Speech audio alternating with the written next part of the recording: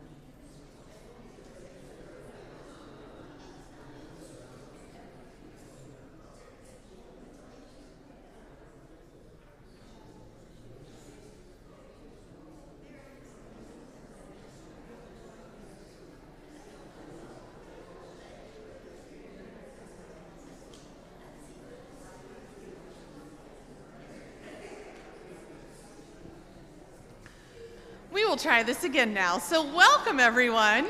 We are so glad that you are here today. My name is Kristen Woodard. I am the Director of Worship and Music here at First Pres Maumee.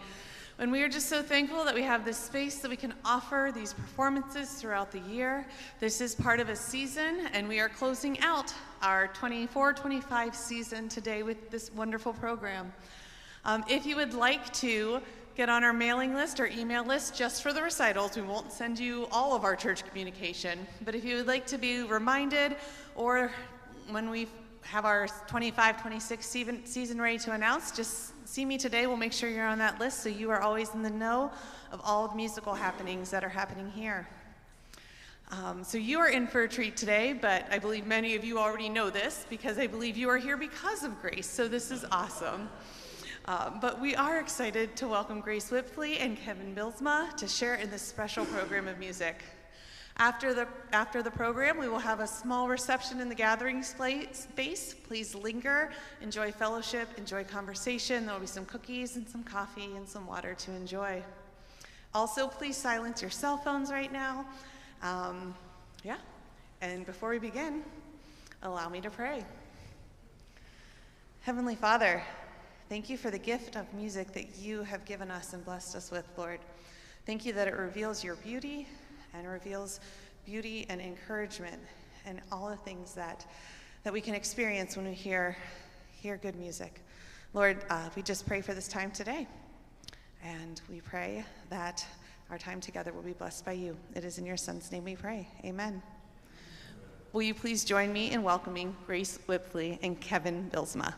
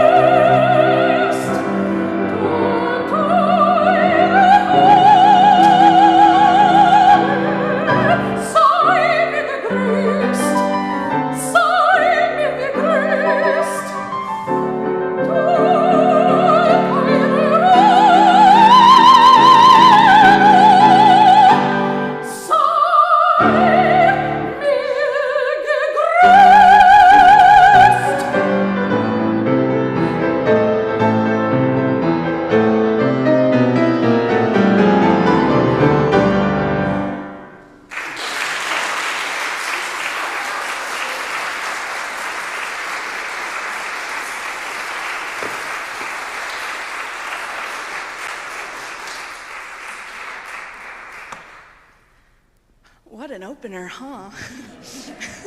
Hello and welcome and thank you for being here. My name is Grace Wipfli. I'm so honored to be back here, and that piece is like the perfect relation to how I feel about this space. It's saying, "Hello, dear hall. I'm so glad to be back." I gave a recital here a few years ago, and from the moment that I stepped in here, the ease of which making music in here is so comforting, so I'm so glad to be back.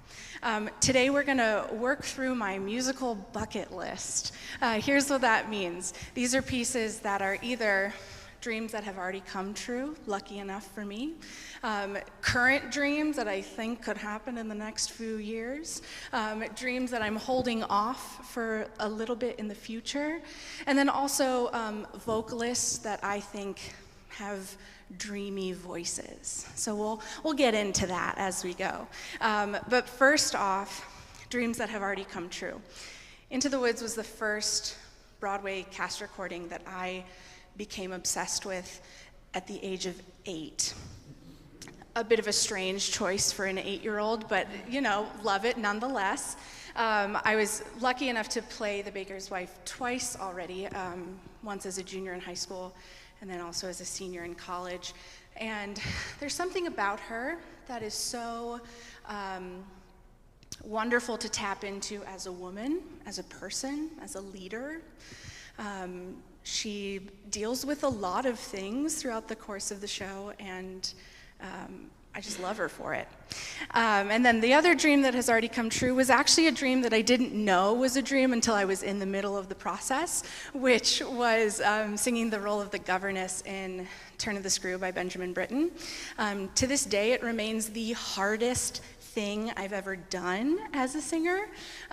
When I tell you that my toes were tapping constantly in my boots to make sure that I was doing the right rhythm and staying on time, it's not a lie, it was constant. But again, something about the governess's story and her will to do good by the people that she cares for is just enheartening and lovely to be able to experience. So.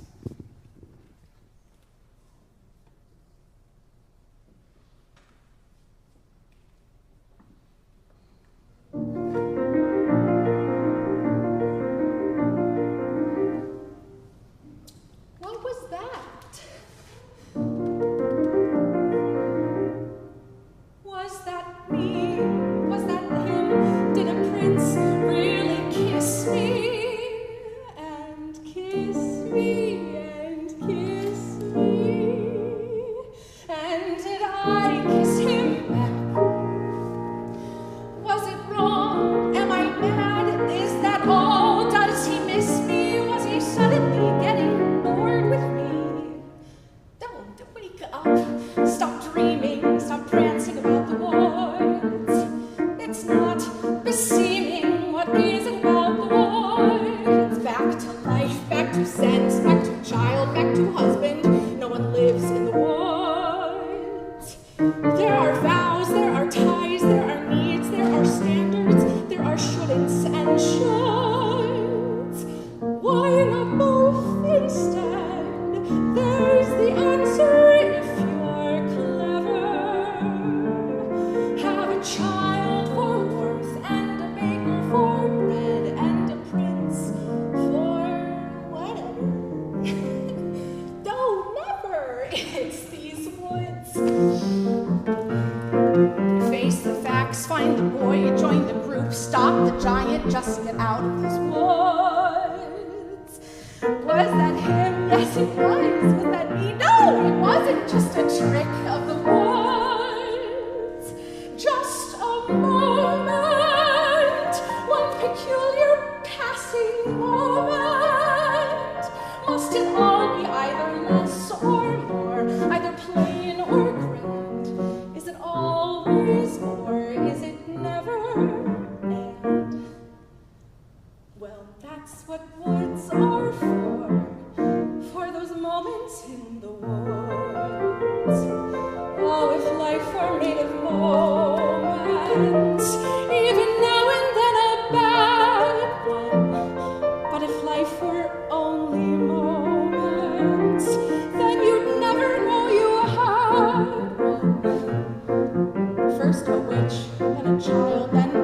now a moment.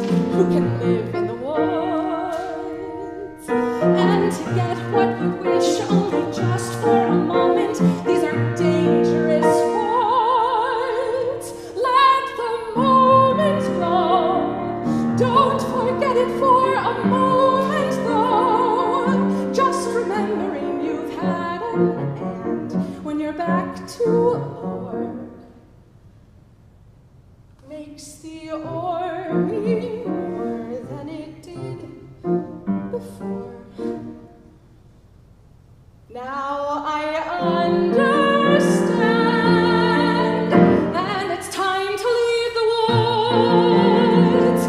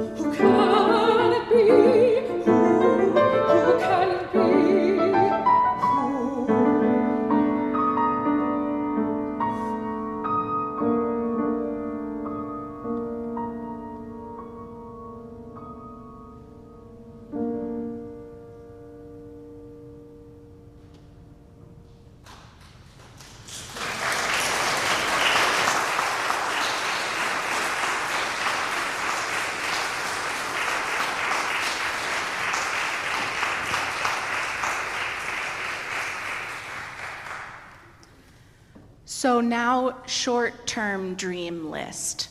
That's where we are, right?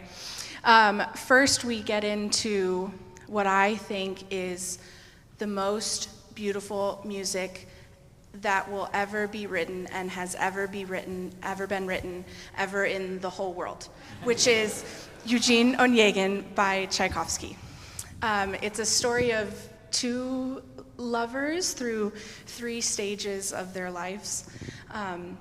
And this is an excerpt from the infamous letter scene where Tatiana is finally putting her thoughts and feelings, of which she has many, down onto paper and writing a letter to Onegin to try and express everything that she believes and feels. I promise that the next time I give a recital, we'll do the whole thing. But this is just an excerpt from it. And then we move into another perfect Sondheim musical, Sweeney Todd. It's been a dream of mine to be Mrs. Lovett for a long time now. I was in a production of it a few summers ago, but as the beggar woman, and I got to understudy Mrs. Lovett and really kind of dive in without the pressure of needing to perform the role. So if anyone is thinking about mounting a production of Sweeney, feel free to call me.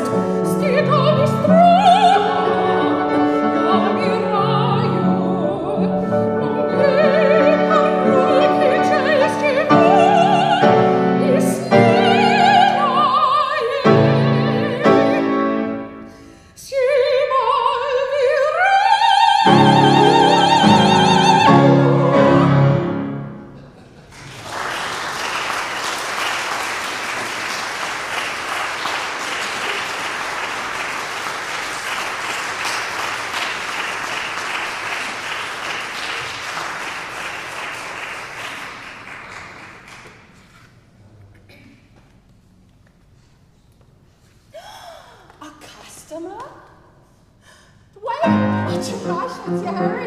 You gave me such a fright. I thought you was a ghost. Have a minute, can just sit you down, sit. All I meant is that I haven't seen a customer for weeks. Did you come in for a pie, sir? Don't forgive me if we had a little bag. What is that? But do you think we had the plan? From the way the people keep avoiding, no you don't. Heaven knows I try, sir. But there's no one comes in even to inhale. Right you are, so would you like a drop of ale? Mind you, I can hardly blame them. These are probably the worst pies in London. I know why nobody cares to take them. I should know, I make them, but good no. The worst pies in London. Even that's polite. The worst pies in London. If you doubt it, take a bite. Is that just disgusting? You have to concede it. It's nothing but crusting. Here, drink this. You'll need it. The worst pies in London. And no wonder with the price of meat, what it is when you get it. Never thought I'd live to see the day. Men would think it was a treat finding poor animals what are dying in the street. Mrs. Mooney has a pie shop, does a bit of smart. I noticed something weird. Lately all the neighbors' cats have disappeared. Have to hand it to her, what I call enterprise. Popping pussies into pies wouldn't do in my shop. Just the thought of it's enough to make you sick. And I'm telling you that pussycat is quick. No denying times is hard, sir. Even harder than the worst pies in London. Only Lord and nothing more. Is that just revolting? Oh, greasy and gritty. It looks like it's molting and tastes like, well, pity. A woman alone with limited wind and the worst pies in London. Oh, sir, times is hard. Times is hard.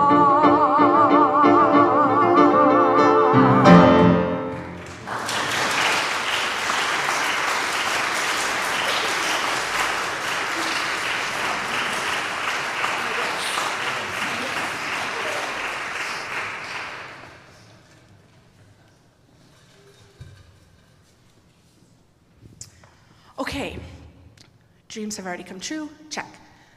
Current short-term dreams, check. Long-term dreams. This next aria is from a very modern opera, 2024, I think.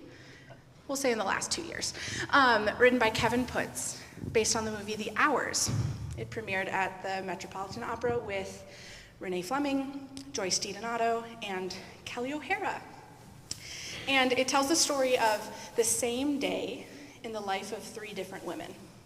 This aria is from the perspective of Clarissa, and on that day she finds herself preparing for a party for a good friend.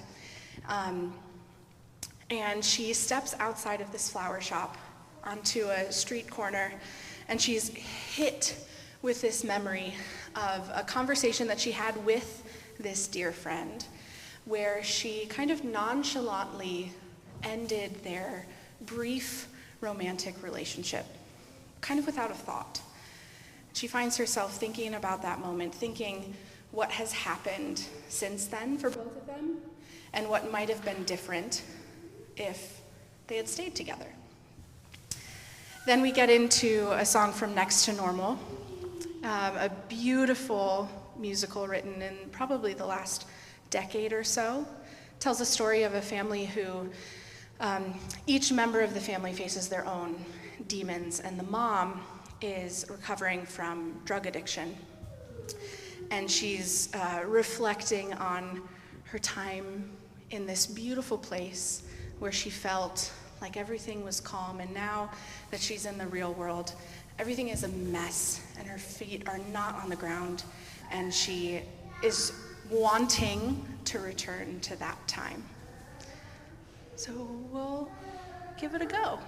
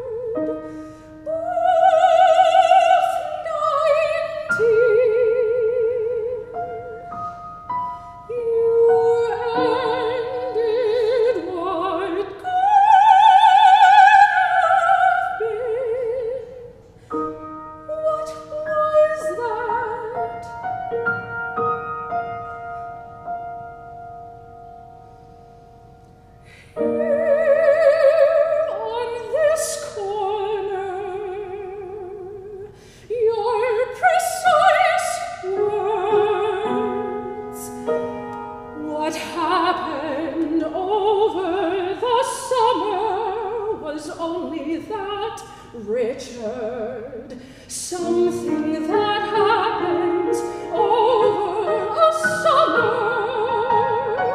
Clarissa,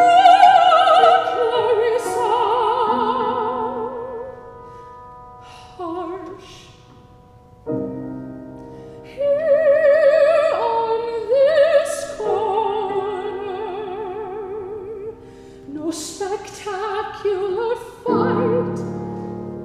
No blood, no punches, a single eloquent stab over a summer.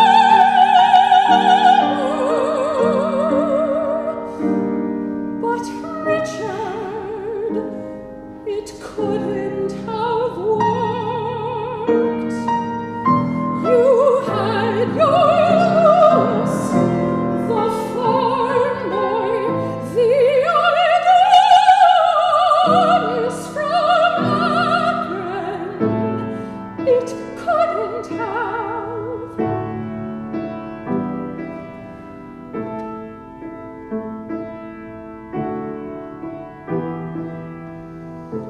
You had your jobs and your judgments and your genius, and I had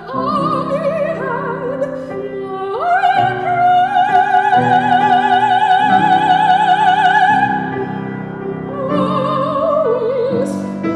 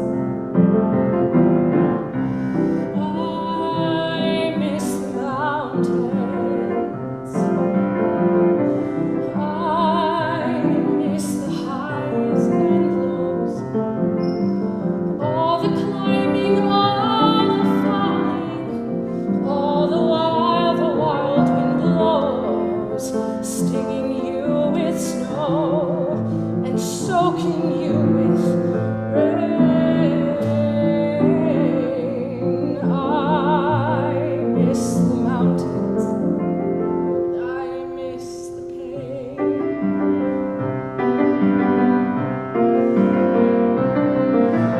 Mountains make you crazy. Here it's safe and sound. My mind is somewhere hazy. My feet are on the ground. Everything is balanced here and on an even keel. Everything is perfect. Nothing's real.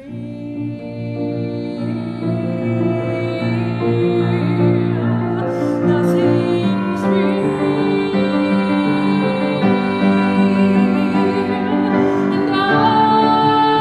And I miss the mountains.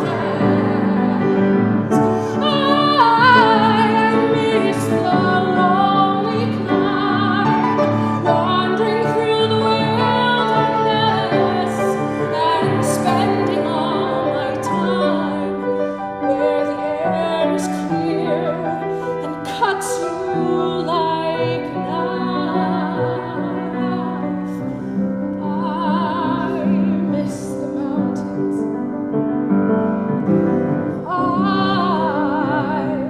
I miss the mountains. I miss my life.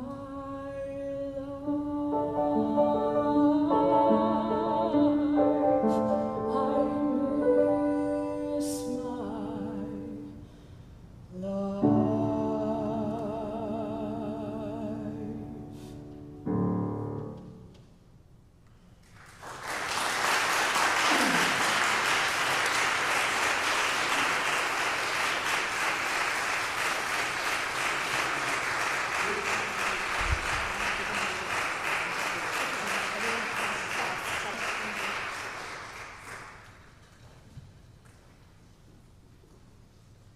Okay.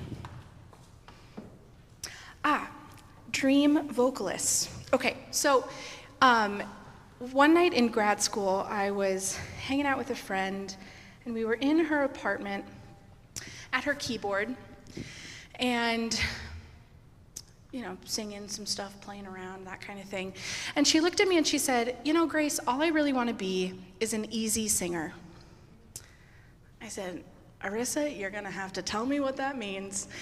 And she said, one of those people who so deeply knows and understands the reason that they are creating, right? One of those people who is sure of why and what their voice should be doing in a saturated business like music. So that all of the other distractions are kind of like out of the picture, and then the focus becomes, how do I add? What can I add, right? And I've thought about that idea a lot in the few years since we've had that conversation.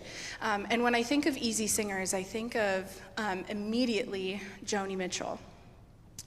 And I think of, when you might think of Joni, I don't know how often, I think about Joni Mitchell a lot. I don't know how often you think about Joni Mitchell, but if you do, there's probably this like sonic vocabulary that you think of when you hear her stuff. There's going to be a guitar. That her harmonies and her musical transitions are going to be really unexpected and interesting.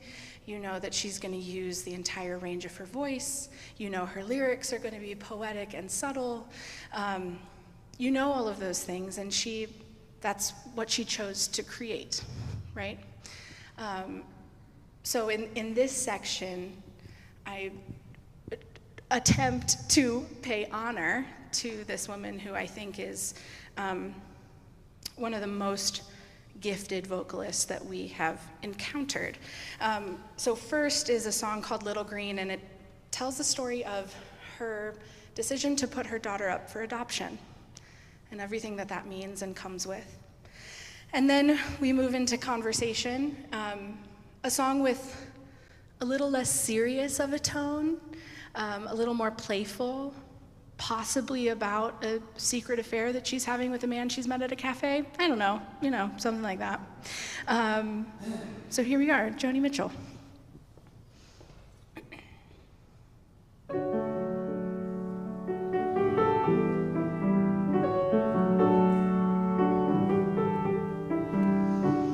Born with a moon in Cancer,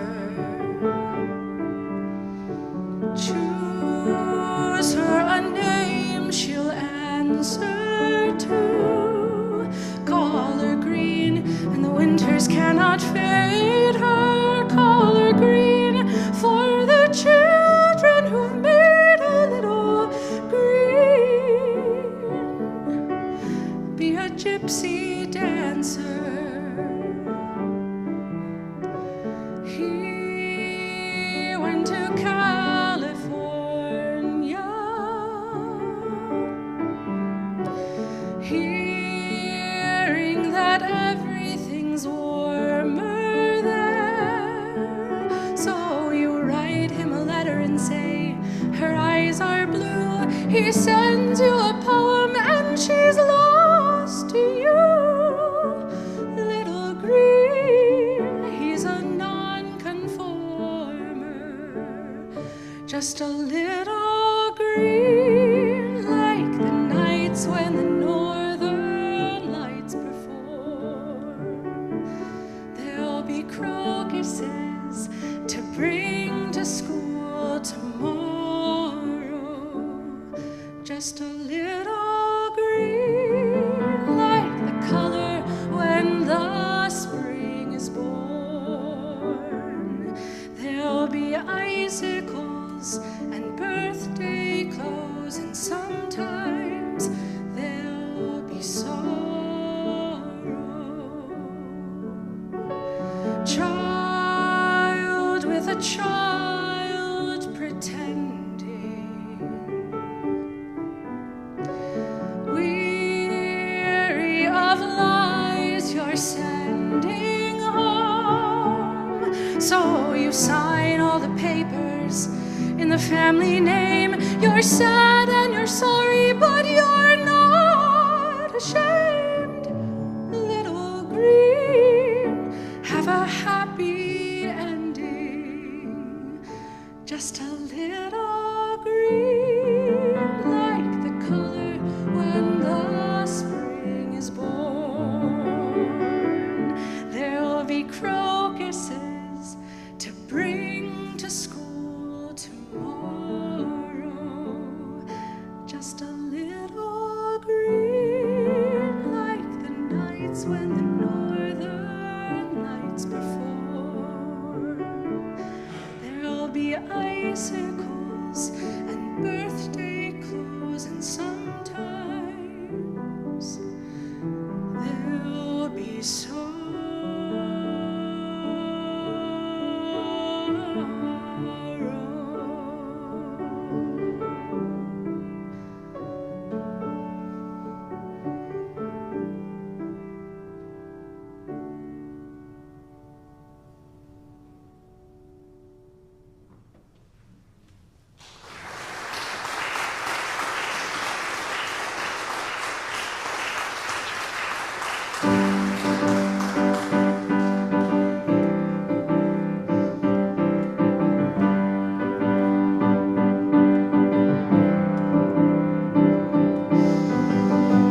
he comes for conversation. I comfort him sometimes.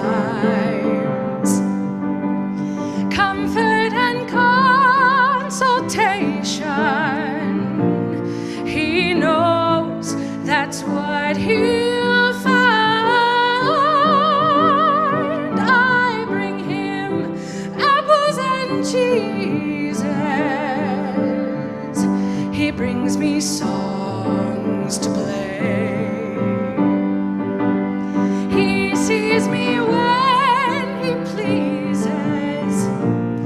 I see him in cafes, and I only say hello and turn away before his lady knows how much I want to see him. She removes him like a ring to wash her hands. She only brings him out to show her friends. I want to free him.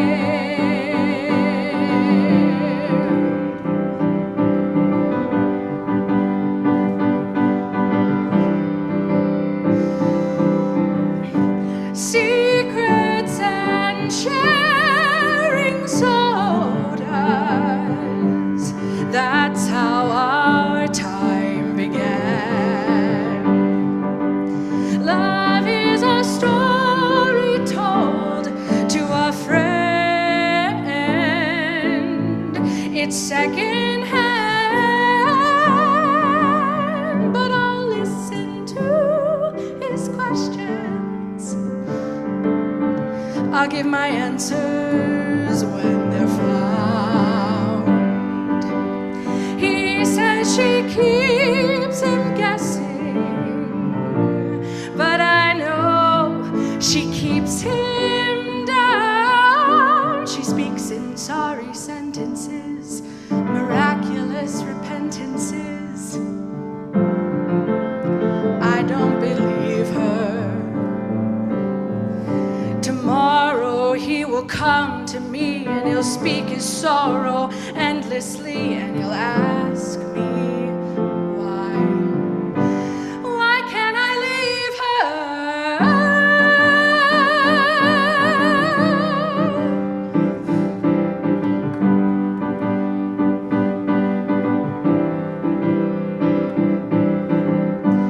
He comes for conversation. I comfort him sometimes. Comfort and consultation. He knows that's what he'll find.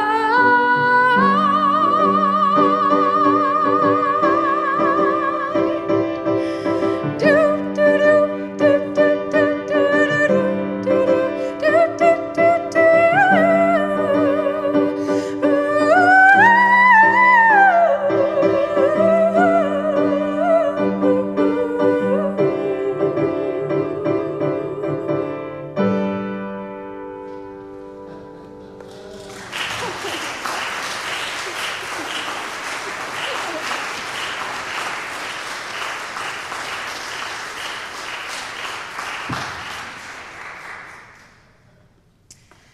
So, if you know Billie Eilish, you might know her as an angsty, grungy, electronic, techno 17-year-old.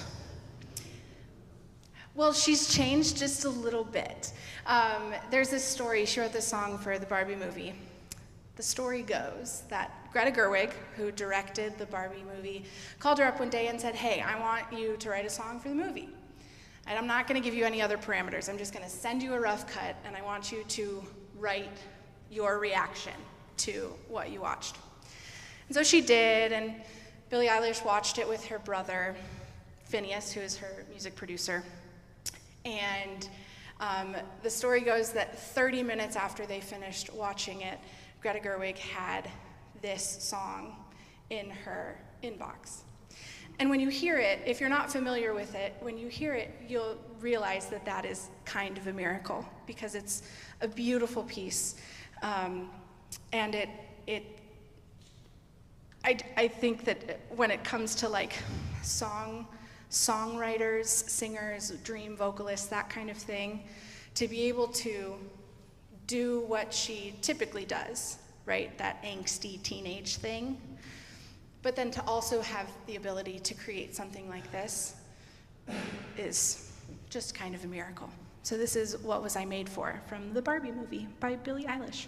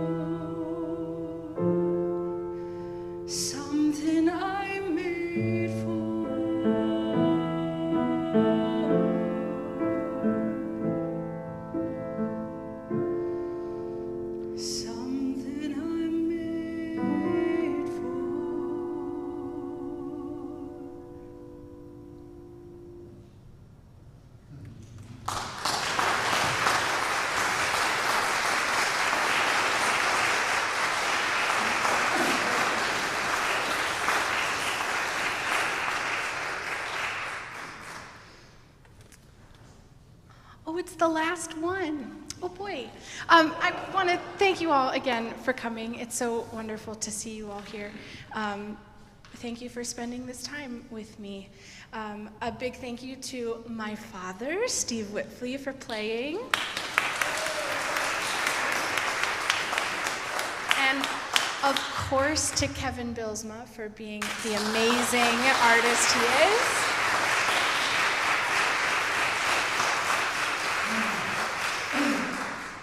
And now a little wicked, because who doesn't want to be Glinda?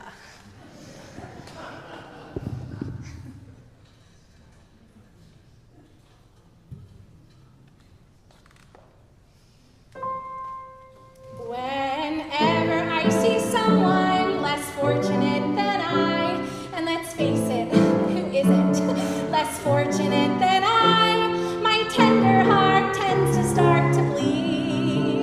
And when someone needs a makeover, I simply have to take over. I know exactly what they need. And even in your case, though it's the toughest case I've yet to face, don't worry, I'm determined to succeed. Follow my lead, and yes, indeed, you will be popular. You're gonna be popular.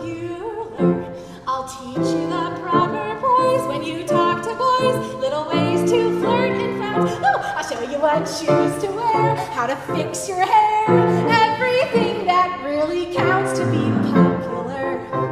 I know about popular. You'll hang with the right cohorts, you'll be good at sports, know the slang you've got to know. So let's start, 'cause you've got an awfully long way to go. Don't be offended by my frank analysis, think of it as personality dialysis. Now that I've chosen to become a palancist or an advisor, there's nobody wiser, not when it comes to popular. I know about popular, and with an assist from me to be who you'll be, instead of dreary who you were, well, are, there's nothing that can stop you from becoming popular. Lar. La, la, la, la. We're gonna make you popular.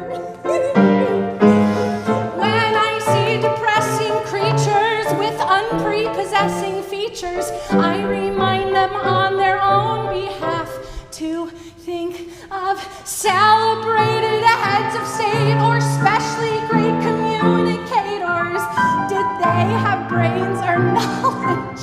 Don't make me laugh. They were popular, please. It's all about popular. It's not about aptitude, it's the way you're viewed. So it's very shrewd to be very, very popular, like me. Oh. Wait, where are you going? Oh, well, you're welcome.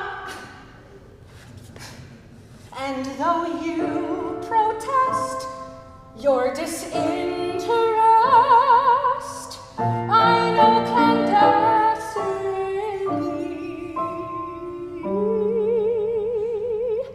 you're gonna grin and bear it, and you found popularity.